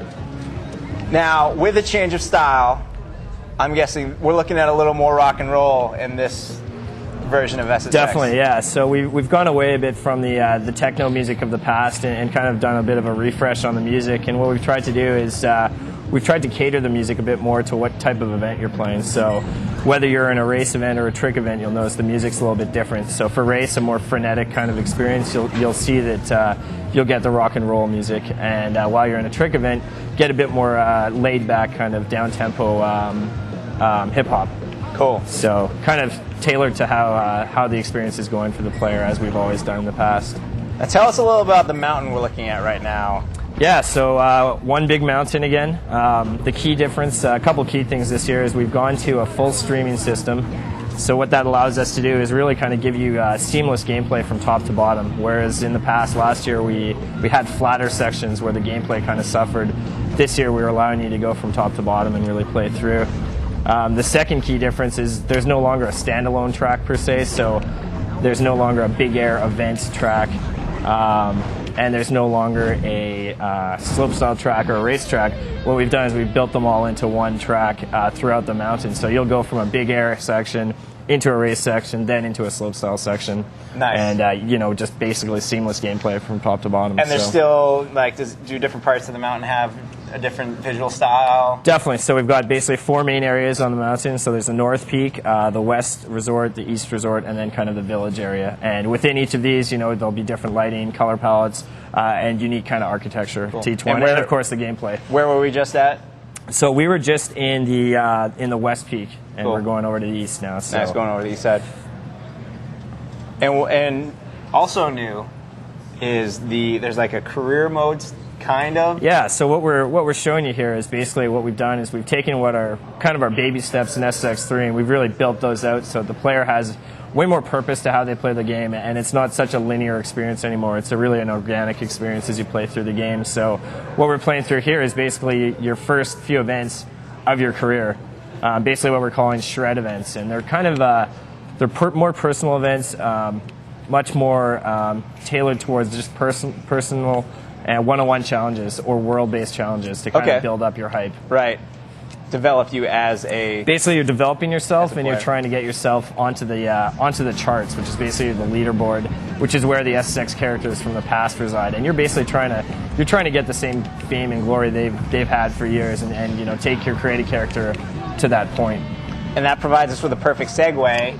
How many SSX characters are returning to the game? We're going to have 7 characters come back from the past, and we've added 3 new characters to the game. And can you tell us some names? Now, I already made sure that my man Nate was returning. Your man Nate is returning. Mac will be there, Elise will be there, Kaori, and I'll leave the others up to the imagination. But cool. There'll be some more coming back. I'm sure we'll hear in the days and months to come. That was a really quick race. That was just a quick little event. We're demoing off a bunch of these things, so we've tuned them so they're relatively easy. With the full streaming, we can have top to bottom events that last quite a while. So I'll pick one of the longer ones now. Nice. Which is basically a 2-track race across 2 venues. And this is one of the medal events. So once you do get your hype up, you'll go in and play an event like this, which is the more standard kind of structured SSX event of the past. I'd say my favorite part of SSX3 was the 45-minute race from top to bottom. Yeah. Can you say You'll be doing it long? again? 45 minutes? More or less, it was actually only half an hour last time. Okay. Unless you're following a lot. I took my time. It looks great. Maybe you're just enjoying the scenery. Yeah. But I won. We'll be basically around the same time this year, and we're going to have more multiple routes down. So it's going to be a tighter experience, top to bottom. You'll see when I get to the section connecting these 2 pieces of track that we've really put a lot of emphasis on the design in terms of keeping the gameplay flowing from top to bottom. And the World guys have really, took what we learned last year. We thought we did a good job, but they've really taken that and expanded it out to be a great job this year in terms of providing the gameplay. And you can see the style, once again, translating into every level. We have the... Yeah, so we'll see the snow markings, kind of a freaky kind of alien head with stars coming out of it, just a kind of doodle art. And you'll see it on the turn markings, just kind of hands drawn on there. The horns. Cool. Now, tell us about the trick system. That's been changed a little bit too, right? It has been changed a little bit. So, so what we've done is we found that in the past, players were having some trouble basically initiating uber tricks when they weren't expecting them. So what we've done is we've moved the monster tricks down to the right analog now. All right. So as you see, my bar is filled. Now, if I want to pull off one, I'll wait for a jump here. But now, if I want to pull one off, basically, I'm moving my hand down, so it's a really conscious decision by the player to kind of make that move on the controller and pull that off. So, it allows for a lot more control for the player. The risk versus reward is all in the player's hand, as opposed to triggering something in the past that was, you really never knew when you're going to trigger it. Right. So. Now, the icon right there that's next to your meter, the crazy bat thing, on a lot of the screenshots we've seen a skull. Is that something that's customizable? It's going to be customizable. So there's basically 10 different choices. As you create your character, you're going to choose one of these icons, and it will become part of your HUD. And you'll also see it throughout your career, a little later on in your career, in a couple of different ways. So cool. So yeah, very cool, and again, matching with the front end style. So and you won another race. So no, I'm actually moving through. So this is a dual track. So this is what I was talking about with the full streaming. So now we've got smooth. Seamless gameplay. Last year, really flat through these sections. And the really cool thing about this is we've actually taken some of the best parts of SX Tricky and SX3 and put them in as these little sections connecting the tracks. Oh, cool. Actually, yeah, this does look a little familiar. Yeah, yeah. So I've seen you earn some cash along the way. Yep. So The shop returns. Yeah, the shop returns. You'll be basically buying some. You'll be buying equipment. You'll be buying your boards and skis later on, and you'll be buying clothing, so you can outfit your rider throughout your career. Give Nate the cowboy hat and the exactly. bandana. So you're collecting cash. There's again boost on the track, so you get your speed boost up. I've seen a blur effect a couple times. Yeah. So I'll see if I can show you the sense of speed. So we really kind of amped up two things in the game, and that was the speed and the tricks, which is kind of the two most important things for any SSX fan. So you can see we're layered in visual effects basically at different speed thresholds. There's an audio component to that as well as feedback in the controller. So as you whip close to objects or people on the track, you'll get feedback in your controller. Now we just saw something break right there. Yep. Is there a lot you can wreck in this? Lots of breakables again this year. Again, we've tried to be conscious about which things you can break, so that players know, what to smash through and what not to smash through. But there's always been breakables in SSX, and we'll continue to do them. So. Is that a turbo right there? Yeah. So I filled up my boost bar that allows me to pull off a monster trick, which I've just done. So. Gonna sail over the porch, and this is the end of your race. So now you won. So now I've won. So that was kind of a dual track race, and then so I finished off at this point. And so that's just round one. So there's a second round. So you can see with the full mountain of these possibilities and the gameplay that goes top to bottom now, it's a lot more compelling than it was last year. In terms of just keeping the game flowing and having a good time playing it. So now I asked you to pick the skis at the beginning. Yep. Can you switch between the two? Once you start your career, you're going to be either a skier or boarder, but you can always go back and play. So we expect your career mode to be anywhere, close to about 15 hours of gameplay. So, but you can go back and then take your boarder through the same experience. I'm going to have to exactly. Yeah, and then do it simultaneously. Or simultaneous, if you want to do that.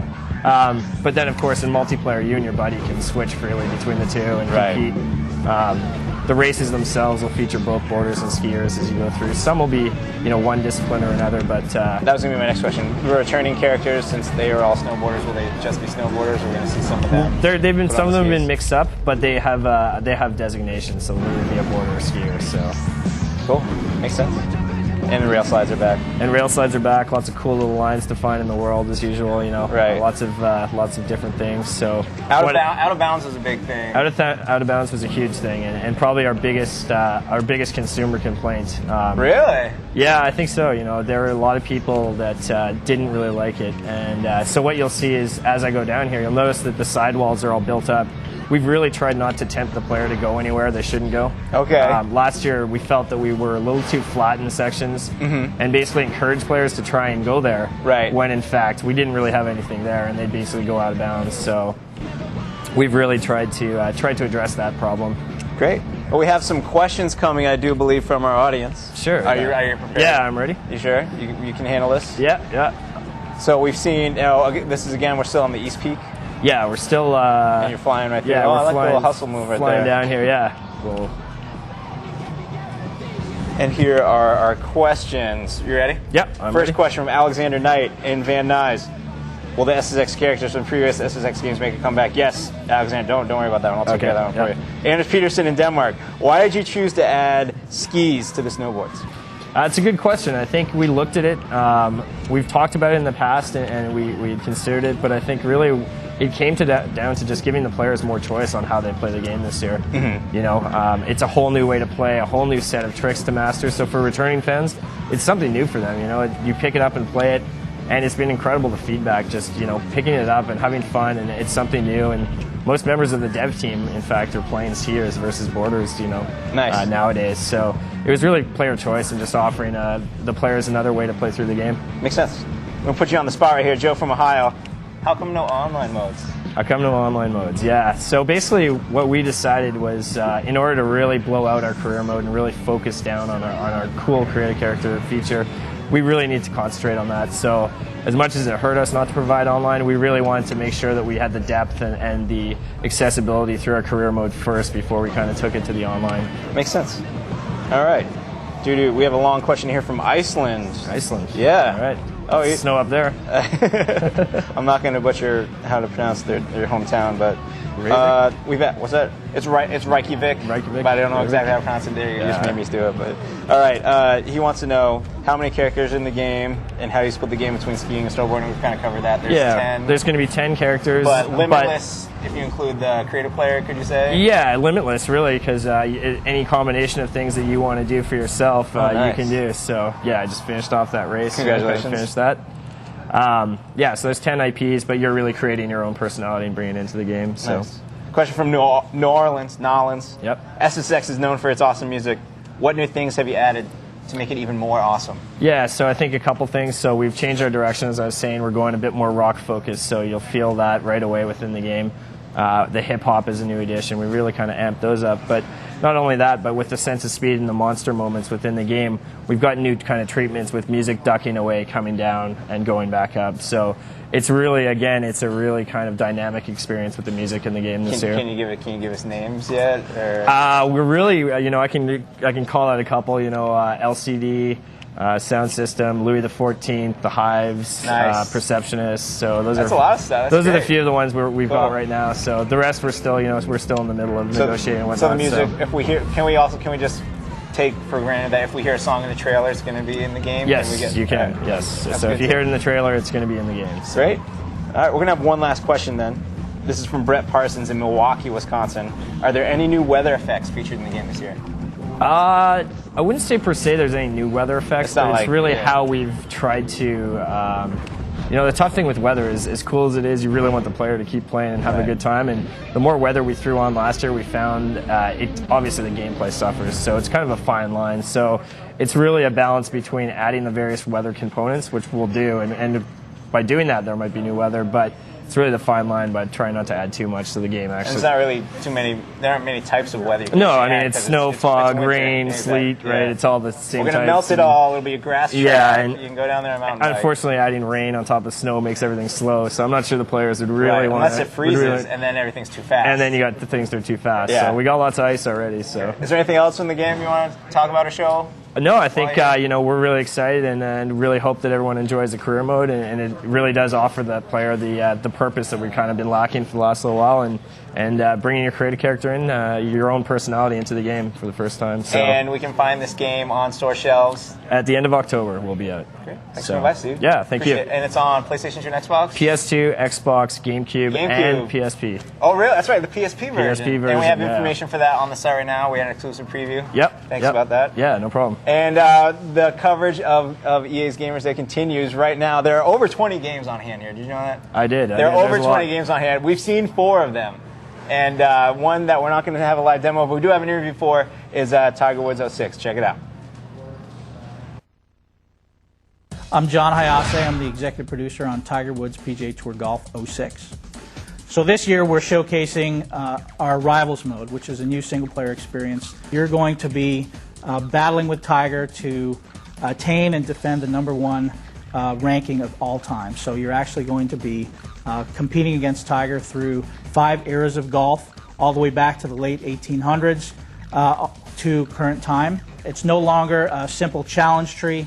It's going to be more of a level-based experience where you're going to be basically traveling through different eras. You're going to be battling against different people, and really a return to competition this year after a couple of years of focusing on customization with Game Face and Tiger Proofing, which are both back.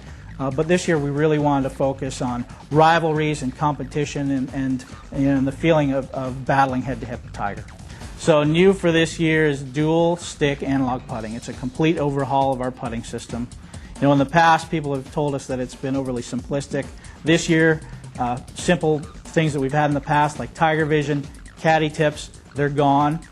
We've completely overhauled the way you approach putting in our game. It feels a lot closer to our full swing, where you actually read your situation, you line up your shot, and then you have to execute. So we've got a better green grid. We've still got the aiming marker, but this year we've upgraded our swing to a fully analog swing, similar to our full swing. We've been working on a Tiger 06 version of PSP. We're very excited that it's going to be coming out the same time the console is. They share a lot of the same features. We've dramatically improved the load times, which I think is going to be very well received. We've implemented our analog putting scheme, so that's exciting as well. And we've got a great new lineup of horses and golfers that are coming into the game that I think will deliver a console quality experience once again. And we're back. There's a look at Tiger Woods. It sounds like it's going to be awesome. I think it's going to be really cool. Joining me on set right now is my good friend. How you doing? Why don't you go ahead and tell the folks who you are and what you do? How you doing? My name's Dan Ayub, and I'm the producer on Marvel Nemesis: Rise of the Imperfects. Now, Marvel Nemesis, I've been a huge fighting game fan, like most people, like my whole life. And when I first heard about this, I was super intrigued. But now actually seeing it in front of me, I can't wait to try it. I think we're going to get some action on today, right? Well, you know, before the show, you threw down. Okay, I mean, there's really no other way to say it. So I think we got to go in there and settle up a little bit. Excellent. And like, just take care of a little business before we jump into this. If you're wondering, if you can hear the sounds behind us and around us, the Gamers Day is happening, and there's all kinds of stuff moving in and out. So that's what you hear in the background, just in case you were wondering. But let's go ahead and jump in and take a look at what you got. Sure thing. Well, we'll hop on into Versus Mode, which is our classic fighting mode. You choose a guy, I choose a guy, and we hop in. We've got a limited roster today. We're rolling them out a bit at the time. But who we are unveiling today is Venom, who just today to go in. Really popular character. There he is. Lots of fun. Actually, I'll give Venom a try. I'll give Wolverine a shot. Alrighty. So just A your way through. Ooh. So yeah, we've got our altered characters going at the same time. So one of the cool things about the game is we do have a universal control system. So what that means, we've gotten away from the memorization of your classic fighting game where it's up, down, left, right, and where you beat me because you've memorized 3 more moves than I have or something like that. So talking to people, we heard 2 things. One was that it's a barrier to entry for people who've never played before. And 2, that people get frustrated because they lose because somebody maybe knows a couple more moves than they do or something like that. We've got a global control system I'll walk through with you really quickly. Okay. And these are cinematics are in progress, and then we'll jump right in and we'll just see how it all kind of comes together. Now, as we do that, we're going to talk about the controls right now. So you see, we moved away from a 2D locked to kind of get like a 3D environment. The environments are fully destructible and interactive. Got your basic jump button, which is your A right now. X for your simple strike. Y is a block, as I just did there. And if you hold Y and move the trigger around, you'll dodge. Gotcha. B is grab, so pick up and throw. And that also applies to picking up objects and hucking them as well. Now, the cool part of the game really got... Marvel, it's a Marvel fighting game. It's all about the powers. And, unfortunately, they haven't really come to life. So we worked really hard to make sure the powers came to life. Where it all ties in, right and left trigger. So right trigger brings you into superpower mode. So in the case of Wolverine, he pops his claws out. Venom will go into superpower mode as well. The left trigger, is mobility. So in the case of Wolverine, he'll do wall running. Venom will start swinging around using his webs, things like that. And if you jump, then hit it, you'll actually start swinging. So maybe we can just start mixing it up, and we can just kind of see how it kind of all comes together. Sounds good. Now, what are you guys showing today is you're actually not showing everything that you have going so far, right? Right. We're rolling out a bit. There's a lot going on today. While we're here, we're also at Comic-Con at the big comic convention in San Diego. So we're rolling out some new characters. So Venom, again, being one of them that we're really excited about. Nice. We're also showing off single-player mode, which is brand new for a fighting game. We wanted to get away from the classic single-player experience where it was virtually the same as a versus mode with some cinematics slopped on. So we've got a very different kind of single-player mode that actually is similar to a relay race that takes players through a story mode where they'll get to experience all of their characters. It also functions as a bit of a as a bit of a training mode at the same time, right? So you can kind of learn how your characters work and then move into the actual game against an opponent or against the computer. So some of the things that jump out, we obviously went for a darker look. We wanted to get away from the cartooniness of your classic superhero game and do what the films have done, right? So if you look at like the X-Men or the Spider-Man movies, they've really done a great job of bringing the characters into the 21st century. Nice save. So you can kind of save yourself too using your powers. Bring it into the 21st century, make things a lot darker and more contemporary, really. So the other cool part about it that we're talking a bit more about today is the imperfects. So these are characters we've talked a lot about. We've been really excited about them because we've done them jointly in collaboration with Marvel. And we're rolling some of those guys out today. What was really cool about it, and we're actually at liberty to talk about now, is the fans out there will know this one. We're working with a guy named Mark Millar for the characters. He helped us create the new superheroes. He also worked with us on the overlying story as well. So it all kind of falls together through Mark. Mark's just a brilliant guy. He's got some phenomenal ideas, and it was really, I mean, just a lot of fun working with him. Now, how long has that collaboration been going on for? Pretty much since the beginning. Yeah. Mark has a lot of really cool ideas, and he's really helped us get our heads around the universe, helping us create new characters. Because, you know, everyone kind of has their favorite superheroes and things like that. And everyone always talks, oh, wouldn't it be cool if this? Wouldn't it be cool if that? Right. But bringing them to life is actually quite complicated. So having a vet like Mark help us out was just fantastic. Now, I guess we should probably skip on and Sure. see some other characters and some other stuff. Now, you were talking about a specific mode that was actually unveiled for the first time today. Is that correct? Yeah, so we can show that off. If you want to quit and Sure. go back to the main menu. Okay. We've got a single player mode. So this is going to be your basic fighting mode, as I was saying. Single player mode follows more of the story, and the story is about a guy named Van Rokel who is assaulting New York City. Like, the whole city's under attack. And the single player mode kind of puts you in the POV of different characters as this invasion is going on. So it's something to kind of mix it up a little bit. It gets you away from the classic kind of fighting of a versus mode. It's also kind of a fancy training mode. So what we'll do as you go through it, we're going to teach you everything you're going to need to fight in the versus mode. So as you can see, like here, we're teaching you how to block and dodge and stuff like that. So this mode on its own will probably run about 7 to 9 hours, depending on the skill of the player. And as you can see, these are new venues that aren't in the versus mode. These are new characters. You're basically fighting his invading force off right now. What I'm playing here is a pretty early mission. That would be, you know, pretty early on into the game, teaching a character how to use Wolverine in this case. And you can pull any character you want into this particular. So you kind of move through. The story starts actually with Thing being on a bridge when it's under attack. So and I've gone into rage mode now. When it's under attack and he starts playing, and then it kind of kicks the story over to Wolverine. So you can kind of swap POVs throughout the course of the game. You do have some options in terms of what order you complete your missions in.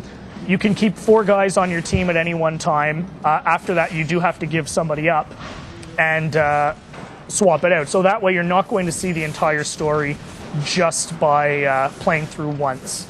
And there's a lot of collectibles and things like that as well that you're also going to want to keep playing through in order to get those. We've got cards, we've got digital comics, things like that. So we really wanted to tap into the collecting nature of the industry as well, and really pay off on that for, you know, your big time Marvel fan. And it seems like you guys got a whole bunch of stuff. Is this showing you that now you can go ahead and go through that particular area and move on to the next section? Yeah, so in this case, what's going to come up is it's teaching me how to wall run, right? So for a lot of characters in versus mode, this is going to be critical because mobility plays a big part. So it's teaching me how to wall run over that hazard, and I'm going to get attacked again by some of these guys. Some cool things to note, obviously, as you can see, as I get close to the fire, the characters are lit by it, so we've got some really cool lighting effects. The characters just look phenomenal. We've been hearing some great things, especially about Venom, as we've been showing him. Because, I mean, Venom's just such a badass character, right? Everyone loves Venom. Everybody loves Venom. And people are just going on saying, like, how great he looks, right? Which was really great for us, because Venom's a big favorite of the game team. And we're getting comments like, wow, Venom's never looked this good and stuff like that. So, I mean, that's just really rewarding for us as well. Excellent. So what this will let you do, and that just winds that up, this will kind of let you learn the characters in a different setting and warm you up for versus mode as well. And also, let's, you know, give you a break, right? If you kind of want a different kind of gameplay take, you can play this and try it out. I got some questions here, if you wouldn't mind taking from our audience. Oh, I'd love to. Fantastic. Alexander in Van Nuys, California wants to know, can the whole environment be destructible? The environments, that's a great question, are a big part of superhero fiction, right? As I said, we really wanted to bring these characters to life as much as we could. Destructibility was a big part of it. So everything in the environment can be, we did a small touch up there, but can be picked up, can be thrown, can be smashed. Because what's really cool, you want to feel like a superhero, and that's about picking a bus up over your head and hucking it and stuff like that. Characters can interact with everything within the limits of their fiction, so Wolverine can't pick up a bus, but Iron Man can, for example. Sweet.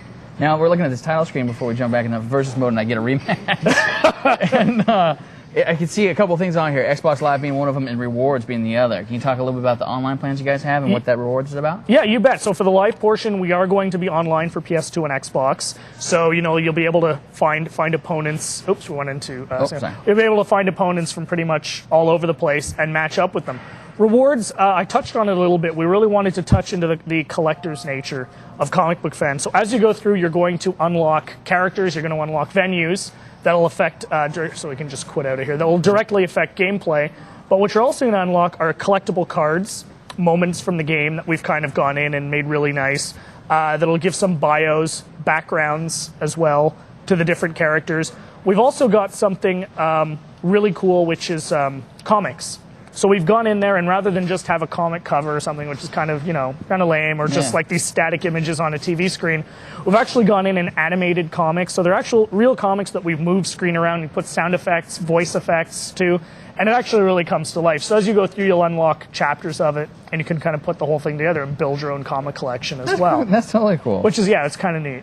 From CM in G. Burg, Maryland, he wants to know, I'm a huge fan of the whole Marvel universe. I know Spidey, Iron Man, and my favorite, Mr. Logan, will be in the game, but I haven't heard about any other heroes or villains, or even if there will be playable villains. Give me the inside scoop. What's the roster looking like, and how much different will it be between my PS2 and PSP, because my PSP is getting fighting game lonely. All right. Well, we're going to take care of you on this one. So to answer one of your questions, we've got Venom in there right now. So that's a new villain. We're unveiling the roster a bit at a time. Some other characters that here I'll grab.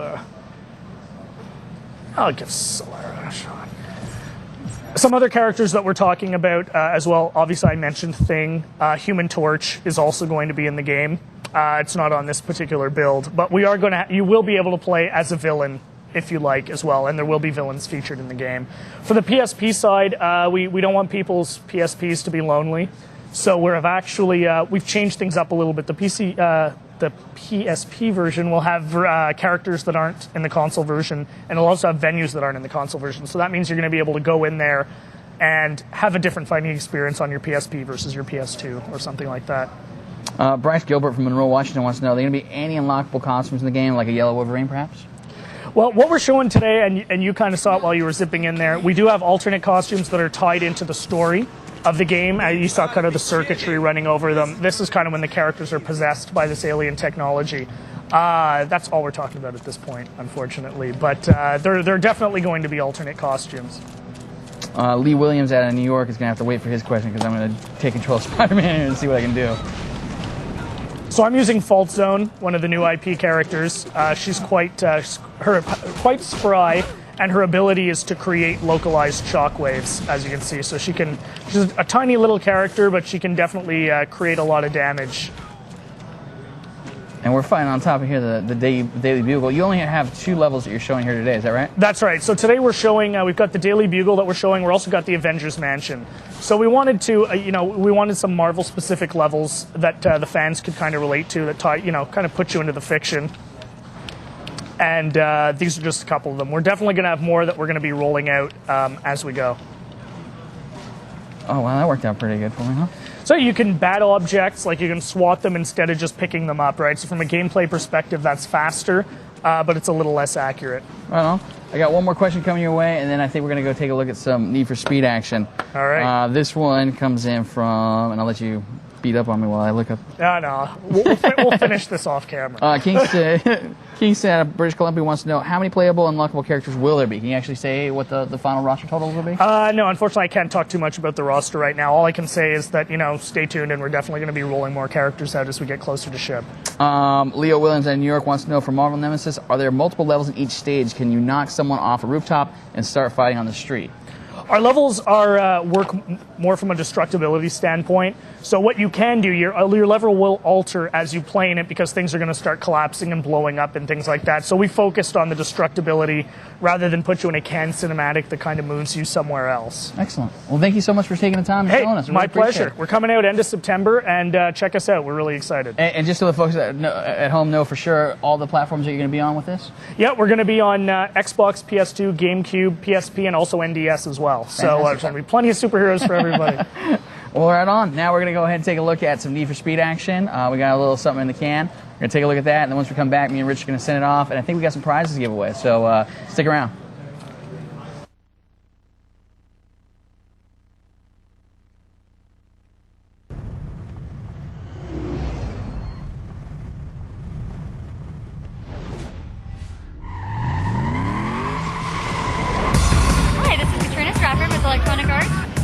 Sonoma, California at the Need for Speed Formula D Drift Series, and we're here with the Need for Speed Most Wanted Blacklist Tournament. The tournament features 100 competitors. It was a head-to-head single elimination competition in which we walked away with one guy with a trip or two to the Need for Speed launch event and a drift along with the guys on the track.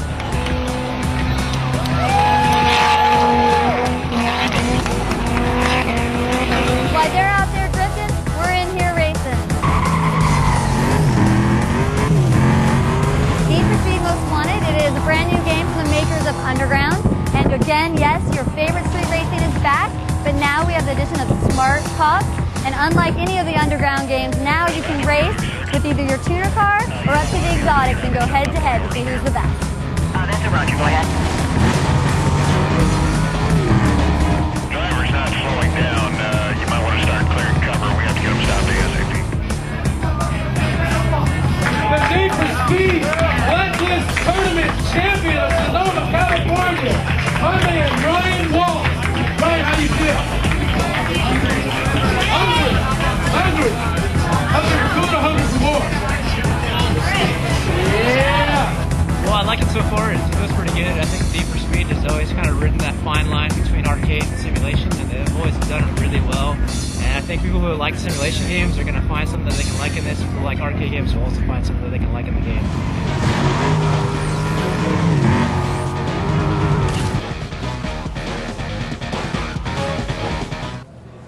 And we're back, Ryan. Yes, sir. Longest show ever, but a ton of great games. I think it was. Yeah, I think we got a lot of stuff on there. You know, I was dreaming, thinking this would be a shorter show, but I put the math to it. It was like at E3, we did about 3 demos an hour, right? That's about right. We had 5 demos today. We're right on time. That's perfect. That's the way to great. do it. We have, by the way, we saw a bunch of great games. Now we have a ton of great loot to give away. Oh, do we really? We here. Well, I had to write it down. There's That's so much so much stuff. loot? But first, before that, last week we had some great loot we gave away too. This is UMD movies. We had 5 packages of 5 UMD movies, courtesy of Fox Home Entertainment. Some great stuff in there. Predator was in there. Napoleon Dynamite. Napoleon Dynamite was in there. Super Troopers was in there. My favorite. What are they two? iRobot and Dodgeball. Yes, sir. That's a great. And we have 5 people that won. Oh, can you tell me who they are? Yeah, it was a Super Troopers themed question. We asked what was the Canadian delicacy. It's actually a French Canadian delicacy. That it's French fries with gravy and cheese curds. And what is it? It's poutine. Oh, is that what it's called? It's poutine. And in the first scene of Super Troopers, when the kids get pulled over, and they say they're going to Canada for some poutine. So French fries and gravy. Anyway, so 5 people got it right. Who are they? Surprisingly enough, a lot of them are from the Northeast or from Canada. We got Jill George of New Hampshire. Congratulations. Carl Dumont of Quebec. Tim Taverner of the UK. You say that's UK, that's not Canada. He's from Canada. Oh, wow. He said that. Greg Koshman of Ontario. And the last guy, I don't know if you remember, we autographed a copy of Super Troopers to send off. Yeah. You might remember back at E3, there was a certain young man who we gave away those 2 great Nintendo DS cards with the Zelda trailer. Don't even tell me. And it was 21 Bs, and this certain guy. Oh, that guy. He sent 1 as an answer. He sent 2. He sent 3. He sent 4. He sent 5. He sent all the way up to 20, but stopped before the answer 21. Missed out. His name, Thomas Martinez of California, and he was the 5th winner of the UMD package. Excellent. So you got coming something. around. Yeah, It's coming around. congratulations. Yeah, He was quick. He knew the right answer. For knowing your French Canadian delicacies, congratulations. Excellent. That's a lot of stuff. That's a lot of stuff. We're gonna give away some more loot though. Even more? Yeah. Hold up these T-shirts right Okay. here. The side is the key on this. These are SSX on tour T-shirts. We have 3 of them. This is the side. See the side? It has the crazy style. I gotcha. They're extra large, or as Tim Tracy would say, gamer size medium. Excellent. But so we're going to give away 3 of those. And as you know, we're about to throw a bunch of prizes at you. GameSpot Complete members using the form at the bottom of the page. What do we need, Ryan? We need their full name and address so we can give them the stuff. Plus, we need them to be some of the first people to send in the answers right. Exactly. And we're going to give away some games. Yes, sir. So we need to know what platform you want the game on. Oh, that's a good thing to know. That's good. So first, let's give away the T-shirts. Okay. And SSX on tour. I did a demo. I'm going to say, easy question. Toss right out there. First 3 people get this right. What is the major new form of gameplay new to the SSX franchise that you can find in SSX on tour? I know. It's a pretty easy one. First 3 people that won themselves T-shirts. Sweet. All right. Your turn. All right. All right. Here's what we're going to do for this one. Okay. We're going to give away 5 copies of Marvel Nemesis. Oh, wow. But it's not out yet. That's right. So the 5 people that win it are going to win themselves demos. in the meantime. In the meantime. And then when the final game comes out, we'll send them the game. That's awful. All right, so I want a trivia question right now, Marvel Nemesis. Okay, cool. Of the characters that you saw today, who's playable? Who's playable? Who's playable? Who are the 3 definite playable characters? All right, we'll make it easy for everybody. Okay. If you can tell me in Marvel Nemesis what you just saw demoed, what are 3 playable characters that are featured in the demo that you saw today? From the Marvel universe, or just in no, general? 3 or? playable characters in the game that you saw today. All right, cool. That's good. That's a good question. How many copies you got in that, and what do you We got? got 5. You got 5. First 5 people. First 5 people. Yeah. That's a lot of business. All right, I want you to give me another trivia question. All right. You're putting me on the spot now. All right. Oh, on the spot. Going. All right. From Russia with Love. Yes, sir. All right. We're gonna give away 3 copies of the game. 3 copies for each platform. Oh, whoa. So we're giving away 9 copies of From Russia with Love. Give me 1 trivia question. First 9 people we want to pick a platform.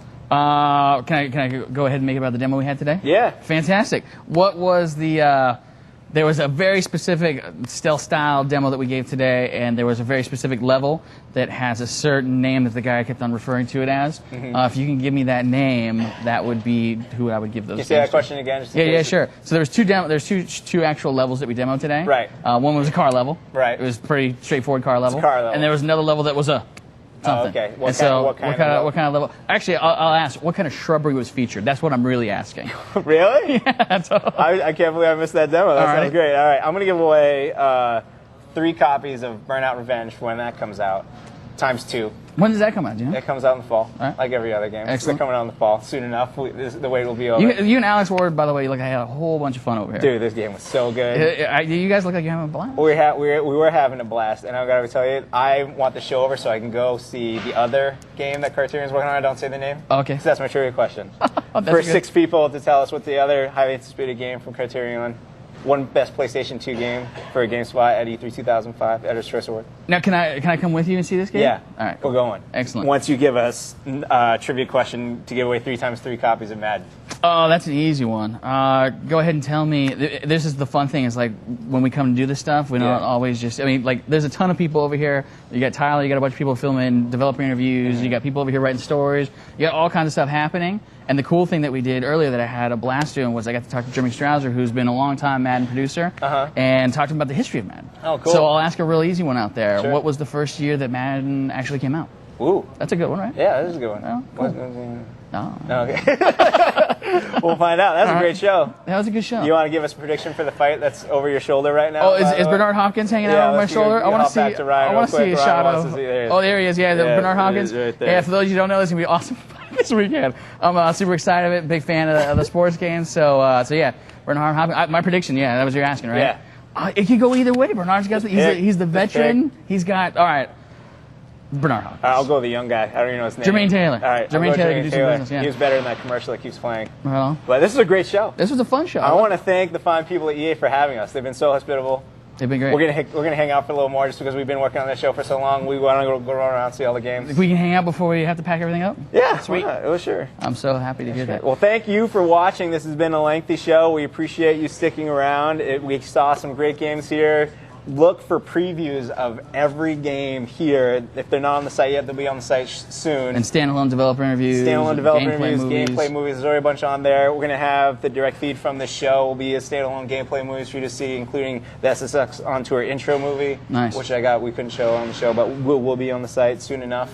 If not today, then tomorrow. I think there was some stuff from Ruster with Love that we didn't get a chance to get on the live show. And we'll get that on there too. Excellent. Should we tease them about what we got next? We got a great show next week. We do have a great show next week. Dude, we got so much. I'm going to teach people maybe about how to install a PSP in your car. And we're gonna play We Heart Katamari Damacy. We love Katamari Damacy. We're gonna play it. That's awesome. We have the Japanese version in. It's out in Japan. Katamari 2 is out? Yeah. That's crazy. In Japan. It's coming. So there's 2 things that are big, and there's another super big thing that's happening. Can we say it? I don't even know if we can actually say this. Can we say what? No, we can't. All right, just come back next week. It'll be great. Yeah, also in email us. We didn't give away any copies of SSX On Tour. We're going to be hanging out there soon.